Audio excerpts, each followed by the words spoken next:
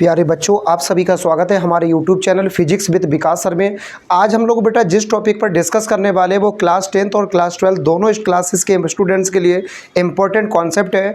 अवतल दर्पण के लिए रेखीय आवर्धन के सूत्र का निगमन कैसे करें। क्वेश्चन बेटा 2 से 3 नंबर का है, बहुत इंपॉर्टेंट क्वेश्चन है, इसलिए हमको बहुत सावधानी से इसको देखना है। डेरिवेशन है और आपको पता है बेटा डेरिवेशन की 3 फॉर्मेट होती है, डायग्राम, लैंग्वेज और कैलकुलेशन। डायग्राम मतलब चित्र, लैंग्वेज मतलब चित्र की भाषा और कैलकुलेशन से तात्पर्य हमें उसकी गणना करनी है। आपको बेटा शुरुआत करने से पहले हम कहना चाहेंगे, यदि आपने अभी तक चैनल को सब्सक्राइब नहीं किया है तो कर लीजिए और हमसे जुड़ जाइए, आपको कभी नुकसान नहीं होने देंगे। आप यदि हमारे साथ जुड़े रहेंगे तो सदैव अच्छा बेहतर सीखेंगे। शुरुआत करते हैं बेटा, अवतल दर्पण के लिए रेखीय आवर्धन के सूत्र का निगमन कैसे करेंगे।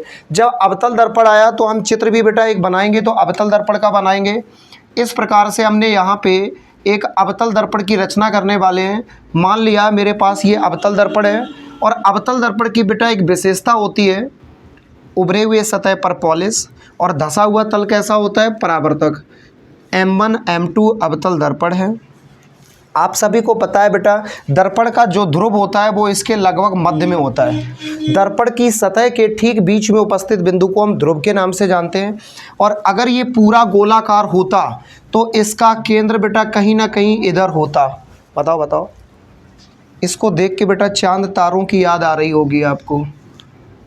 आगे बढ़े, यहाँ पे हमने मान लिया बेटा इसका ये वक्रता केंद्र है और वस्तु मान लेते हैं, सपोज कर लेते हैं कि वस्तु यहाँ पे कोई स्थित है इस प्रकार से ओ डैश। एक्चुअली बेटा हम वस्तु को इंग्लिश में ऑब्जेक्ट बोलते हैं। क्या बोलते हैं? ऑब्जेक्ट। इसलिए किससे प्रदर्शित करेंगे हमेशा पूरी फिजिक्स में? ओ से। फिर से सुन लीजिए, M1 M2 एक अवतल दर्पण है, इसका ध्रुव P माना, वक्रता केंद्र C माना, यहाँ पे एक वस्तु मान ली ओ डैश। अब बेटा यहाँ से अगर कोई हम प्रकाश की किरण, ध्यान से देखिएगा, इस प्रकार से लेके जाते हैं, ये रही, इस प्रकार से अगर किरण जाती है तो आपने पढ़ा है दर्पण की विशेषता कि दर्पण की सतह से टकराने वाली किरण परावर्तित हो जाती है। तो ये जितने कोण से गई है उतने ही कोण से वापस आ जाती है। इतनी कॉन्सेप्ट क्लियर हो गई। आपने एक दूसरी शर्त भी पढ़ी है कि प्रतिबिंब बनाने के लिए कम से कम 2 किरणों का मिलना जरूरी है और दोनों किरणें ऐसी होनी चाहिए जो दर्पण की सतह से टकराने के बाद मिल रही हो। तो दूसरी किरण जो बेटा हम लेके जाएंगे वो हम वक्रता केंद्र से लेके जाएंगे। और केंद्र की एक विशेषता होती है कि केंद्र से होकर जाने वाली किरण जिस रास्ते जाती है दर्पण की सतह से टकरा के अपने ही रास्ते लौट आती है। दोनों ने एक दूसरे को जिस बिंदु पर काटा वहीं पर बेटा हमारी इमेज बन गई I डैश। इतनी बातें क्लियर हो गई। अभी तक जो हुआ है वो समझ लो। किरण जो बेटा हम पहले यहाँ लेके गए, हम कहीं भी लेके जा सकते थे। आपको पता है बेटा ये पूरा ऑब्जेक्ट है और इससे हजारों लाखों किरणें निकलेंगी, लेकिन हम अपनी आवश्यकता के अनुसार कम से कम 2 किरणें ऐसी खींचेंगे जिनसे एक इमेज को डेवलप कर सकें। मेरे पास M1 M2 एक अवतल दर्पण है, इसका ध्रुव P, वक्रता केंद्र C, वस्तु O डैश है, जिसका प्रतिबिंब क्या बना बेटा I डैश। वस्तु ये है, प्रतिबिंब ये है। वस्तु सीधी है, प्रतिबिंब उल्टा है। किरणें खुद मिली हैं, प्रतिबिंब कैसा है बेटा? आभासी है कि वास्तविक? अगर किरणें खुद मिली हैं तो प्रतिबिंब वास्तविक है, साजिश करके मिलाते तो आभासी होता। इसके बाद में बात करें इसकी भाषा कैसे लिखेंगे। माना कि M1 M2 एक अवतल दर्पण है, लिखिए नहीं, आप भी सुनिए और समझिए, आपको समझना पड़ेगा। माना कि M1 M2 एक अवतल दर्पण है जिसका ध्रुव P, वक्रता केंद्र C है। दर्पण के बाईं ओर O डैश एक वस्तु रखी है जिसका वास्तविक कोमा उल्टा कोमा वस्तु की ही ओर, बाईं ओर है ना दोनों, वस्तु की ही ओर एक प्रतिबिंब I डैश बनता है। इतनी कॉन्सेप्ट क्लियर हो गई बेटा। अब इसको हल करने के लिए हम शुरुआत करते हैं। भाषा आप बनाना सीखिए क्योंकि 12th और 10th क्लास के स्टूडेंट रेस्पॉन्सिबल स्टूडेंट हैं। चलिए शुरू करते हैं।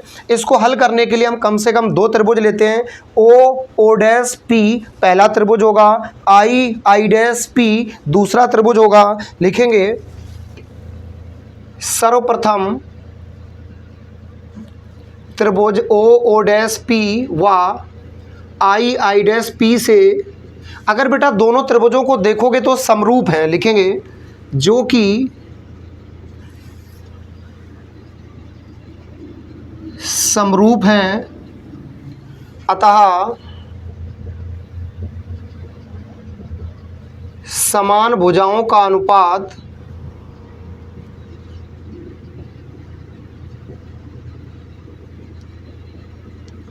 एक दूसरे के अनुपात के बराबर होगा। ओ डैश पी पहला त्रिभुज है, आई डैश पी दूसरा त्रिभुज है। दोनों त्रिभुजों को बेटा हम इमेजिनरी रूप से बना देते हैं ताकि बेहतर अंडरस्टैंडिंग के लिए यूजफुल हो जाए। बोर्ड एग्जाम में आपको याद रखना है, आपको भी बनाना है। पहला बेटा ओ डैश पी हो गया, दूसरा आई डैश पी है। एक लाइन सीधी जा रही है, फिर एक नीचे को आ रही है, फिर एक ऐसी आ रही है। ये आई है, ये आई डैश है और ये क्या है बेटा पी। दो त्रिभुज ले लिए, इसमें ऊपर वाला बड़ा त्रिभुज है और ये वाला छोटा त्रिभुज है। जो बड़ा त्रिभुज होता है उसके मान पहले लिखते हैं, जो छोटा त्रिभुज होता है उसके मान बाद में लिखते हैं। समरूप त्रिभुज की शर्त होती है कि इनकी समान भुजाओं का अनुपात एक दूसरे के अनुपात के बराबर होगा, या इनकी संगत भुजाएं एक दूसरे के भुजा के बराबर होती है। दोनों तरह से रूल को लगाते हैं, बात एक ही होती है। तो बेटा इनकी संगत भुजाएं कैसी होंगी, समान भुजाएं कैसी होंगी, मतलब समझो इसमें भी पी है, इसमें भी पी है, इधर भी पी को थीटा मानो, इधर भी पी को थीटा मानो, तो कोण के सामने की भुजा लंब, कोण के सामने की भुजा लंब, कोण के सामने की भुजा लंब बटे लंब। शर्त समझ में आ गई होगी। O dash is divided by I dash, ये मान किसके बराबर होगा, इसका आधार बटे इसका आधार। फिर से सुनो बेटा, सीधा कह सकते हैं दोनों त्रिभुजों के लंब का अनुपात बराबर होगा, दोनों त्रिभुजों के आधार के अनुपात के बराबर होगा, दोनों त्रिभुजों के कर्ण के अनुपात के। सावधानी बरतिए। इसका कोण के पी इसमें भी है, पी इसमें भी है, कोण के सामने की भुजा लंब, कोण के सामने की भुजा लंब, लंब बटे लंब कर दिया। इसका आधार क्या होगा, आप सबको पता है कि बेटा त्रिभुज में तीन भुजाएं होंगी, लेकिन आपने त्रिभुज में सबसे बड़ी भुजा कौन सी होती है, कर्ण। अब बेटा दो में ढूंढ लो बड़ी कौन सी है, तो ये बड़ी, तो ये कर्ण हो गई, इसको छोड़ दो। इसमें कर्ण कौन सी हो गई, ये। अब बचा हुआ क्या है, आधार। यानी हम कह सकते हैं बेटा आधार बटे आधार, तो हम इसको लिखेंगे पीओ बटे पी आई। तो ये फाइनली बेटा आ जाएगा पीओ बटे पी आई। अब इसको हल करना है। ओ डैश क्या है बेटा, ओ डैश मतलब वस्तु की लंबाई, आई डैश क्या है, प्रतिबिंब की लंबाई, पीओ का मतलब है बेटा पी से ओ तक की दूरी, और पीआई का मतलब है पी से आई तक की दूरी। सारी दूरियों को हम यहाँ रखते हैं। सबको पता है बेटा वस्तु ओ डैश का मतलब वस्तु की लंबाई है, जिसको हम मानेंगे ओ, हमेशा O for object. I dash प्रतिबिंब की लंबाई है, जिसको क्या मानेंगे बेटा आई। पी से लेके आई तक की दूरी प्रतिबिंब की दूरी होती है, जिसको हम क्या बोलेंगे वी।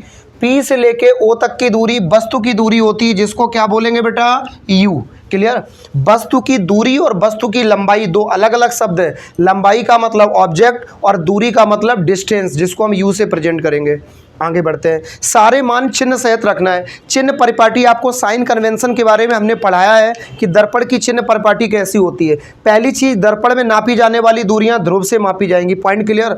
और इस बिंदु से इस लाइन के समांतर की सारी दूरियां, बाईं ओर की सारी दूरियां माइनस चिन्ह से मापते हैं, लेकिन इस लाइन के समांतर, अगर इसके ऊपर जाएंगे तो प्लस है, नीचे आएंगे तो माइनस है, लेकिन इस लाइन के समांतर आएंगे इधर तो सब माइनस होगा। कहना क्या चाहते हैं, ओ डैश बेटा वस्तु की लंबाई है, ओ से ओ डैश तक की दूरी कितनी है बुआ, ओ किसका होगा, प्लस का, मुख्य अक्ष से ऊपर है। आई डैश क्या है, प्रतिबिंब की लंबाई कितनी है आई, लेकिन मुख्य अक्ष से नीचे है तो किसका होगा माइनस। पीओ का मतलब है बेटा पी से ओ तक की दूरी कितनी है यू, लेकिन ये बाईं ओर की दूरी है, इस लाइन के समांतर है, तो बेटा ये यू किसका हो गया माइनस का। पी से आई तक की दूरी कितनी है वी, लेकिन बाईं ओर है बेटा किसका होगा minus, minus minus plus. Clear. जो बचा है उसको लिख दो, आंसर आ गया। लेकिन किताबों में ऐसा देखा नहीं होगा। इसको समझाने के लिए कॉन्सेप्ट फॉलो करते हैं। जैसे मान लो क्लास में एक टीचर ने 50 बोला, दूसरा टीचर आया बोला 60 - 10। अब दोनों में कोई डिफरेंस है क्या, नहीं जी, दोनों एक ही बात है। तो हम इसको भी बेटा इंटरचेंज करके लिखना चाहें लिख देते हैं। इसको हम जो हर है उसको अंश बना देंगे, अंश को हर बना देंगे। तो इसको लिख सकते हैं बेटा हम नॉर्मली आई बटे ओ बराबर माइनस देखो देखो देखो, ओ बटे आई क्या हो गया, आई बटे ओ, बराबर लगा दो, यू बटे वी, इसको पलटेंगे तो क्या हो जाएगा बेटा, माइनस वी बटे यू। अब कहोगे मास्टर चालाक है, माइनस वहीं लगा रहने दिया, नीचे नहीं लगाया। लो लगा भी दिया, लेकिन माइनस तो दोनों के साथ है, चाहे यहाँ लगाओ चाहे यहाँ लगाओ, तो माइनस बेटा नॉर्मली दोनों के साथ है और यहाँ इस तरह से इस्तेमाल होगा। आंसर आ गया है। लेकिन आंसर को अगर हम दूसरे तरीके से और कहो लिखा देखा हो किताब में, एम बराबर आई बटे ओ बराबर माइनस वी बटे यू, बात एक ही है बेटा, क्योंकि ये मान किसके बराबर है, रेखीय आवर्धन के बराबर है। अब कहोगे सर हमने ऐसा तो फॉर्मूला पहली बार देखा है जिसमें दो बराबर आते हैं, हम आपको समझाते हैं। ये मान निकल के आया आई बटे ओ बराबर माइनस वी बटे यू, लेकिन किसका मान है, रेखीय आवर्धन का। इससे कैलकुलेशन के लिए हमें 3 फॉर्मूले मिलते हैं और अपनी ज़रूरत के अनुसार इस्तेमाल कर सकते हैं। देखो कैसे, एक फॉर्मूला मिलता है एम बराबर आई बटे ओ, घबराइए नहीं, हम स्क्रीनशॉट का मौका देंगे। एम बराबर आई बटे ओ इतना, एक फॉर्मेट बन जाएगा एम बराबर माइनस वी बटे यू, क्लियर हो गया।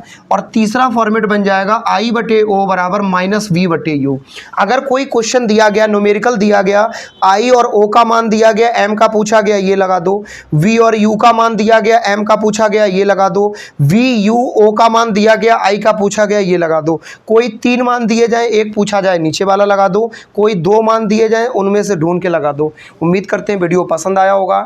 उत्तल दर्पण के लिए रेखीय आवर्धन का फॉर्मूला आपको मिल जाएगा प्लेलिस्ट में, इसी वीडियो के आसपास ही लगा है, चैप्टर में अनुसार आप जाके देख सकते हैं। उम्मीद करते हैं बेटा वीडियो पसंद आया होगा। चैनल को सब्सक्राइब करना, मित्रों के साथ शेयर करना बिल्कुल भी ना भूलें। बहुत बहुत धन्यवाद।